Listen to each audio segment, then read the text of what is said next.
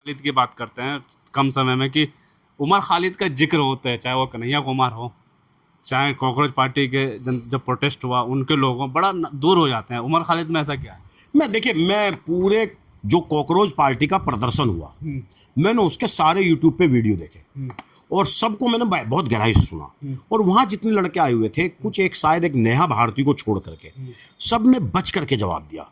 नेहा भारती एक ऐसी young dynamic लड़की थी जिसने बहुत खुल के बोला। उसने बोला हिंदुत्व को बचाने का हमने ठेका नहीं लिया है, हम हिंदू सुरक्षित हैं, ये जो आते हैं हिंदुत्व को बचाएंगे, हमने ठेका नहीं लिया। उसने बहुत अच्छा बोला वहाँ पे। लेकिन मैंने ज़्यादातर देखा उमर खालिद और सरजी इमाम के नाम पर लोग बचते हुए दिखाई दिए।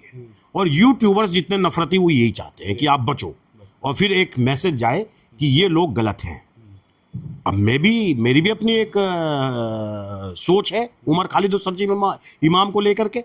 मैं मुस्लिम हूँ और आज के टाइम में जैसे मुस्लिमों के खिलाफ सरकार है, मैं भी कह सकता हूँ कि नहीं वो गलत है और फेवर करूंगा तो मैं फंस सकता हूँ। लेकिन नहीं, मैं तथ्यों और तर्कों के साथ बोलता हूँ। मैं पढ़ा लिखा मुसलमान हूँ, अनपढ़ गंवार मुसलमान मैं नहीं हूँ जुनेद भाई।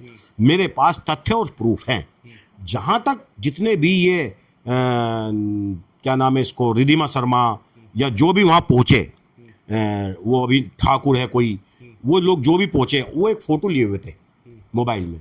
कोई शायद कॉकरोच पार्टी का प्रवक्ता था, कौन था, उसका फोटो था उमर खालिद के साथ। और वो ये कह रहे थे कि देश के तोड़ने वाले लोग थे और उनके साथ में ये फोटो है, ये लोग सपोर्ट कर रहे हैं देश के तोड़ने वालों का। वो लोग ये बात बोल रहे थे और इससे लोग बचते हुए दिखाई दे रहे थे। लेकिन मेरा इसमें बहुत बड़ा जवाब है। उमर खालिद जेएनयू का एक स्टूडेंट रहा है और मेधावी स्टूडेंट रहा है, नेता भी रहा है, वहाँ का नेता भी रहा है और छात्र राजनीति का बड़ा चेहरा रहा है इस हिंदुस्तान का। उसका ये एक पार्ट है। दूसरा पार्ट है वो एक विवाद में फंसा, उस पर राष्ट्रद्रोह लगाया गया और इस टाइम वो तिहाड़ में है, जमानत उसे मिल नहीं रही लेकिन तिहाड़ में है। ये दूसरा पार्ट है उसका। अब जो पार्ट वो स्टूडेंट लीडर था, उसके साथ हजारों लोगों के फोटो हो सकते हैं। हो सकता मेरा भी फोटो हो सकता आपका भी फोटो, और हो सकता है मैं और आप तो बहुत साधारण आदमी है, इस देश के बड़े लीडरान जो एमपी एमएलए रहे, अपने आप में ताकतवर रहे, उनके भी फोटो उमर खालिद के साथ हो सकते हैं। क्योंकि जब वो वहां जाते तो वो स्टूडेंट लीडर था, उनके बगल में खड़ा होता होगा। तो इससे बचना नहीं चाहिए कि उमर खालिद का फोटो है तो मैं दोषी हूं। बचना नहीं चाहिए इससे कि उमर खालिद के साथ फोटो है मैं दोषी हूं। हो सकता है उस टाइम वो भी स्टूडेंट हैं जो कॉकरोच जनता पार्टी के पढ़े लिखे लोग हैं और बड़े दिमागदार लोग हैं, इसीलिए लंदन और अमेरिका से आकर के यहाँ पे ये लोग लंदन और अमेरिका से आकर के इतना बड़ा इन्होंने नेटवर्क खड़ा कर दिया। हो सकता है बचना नहीं चाहिए, मुझे लगता है। लेकिन मैं सवाल इस पे खड़ा ये कर रहा हूँ कि जो लोग ये बोलते हैं उमर खालिद के साथ फोटो है, हाँ तो क्या हो गया, उमर खालिद के साथ फोटो है। उमर खालिद पे राष्ट्रद्रोह का मुकदमा है, इसमें कोई दो राय नहीं है। लेकिन मुझे एक बात बताओ, राष्ट्रद्रोह का मुकदमा यूएपीए, टाडा, साध्वी प्रज्ञा ठाकुर पे भी तो था।